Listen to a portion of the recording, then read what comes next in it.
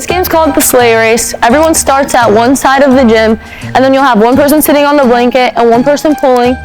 You're gonna run all the way to the other side of the gym, and then once you get to that side, the person sitting is gonna get up, take the blanket, go back to the start, grab another person, and then repeat the process. The first team to get all the players onto one side wins.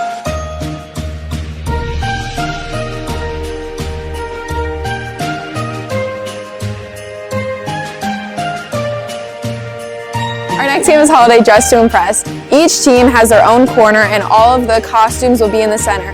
You have to run to the center and you can grab one costume piece at a time, and then you'll have a designated person to dress up. Whoever has the best costume wins.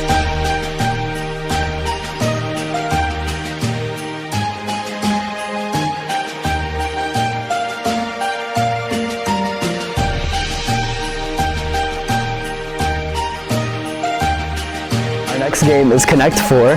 There's going to be 2 teams of 5 players on each side. Players will take turns running and grabbing a disc, putting it in the game, and then running back. You have to tag in the next person in line for them to begin running. The first team with 4 in a row wins.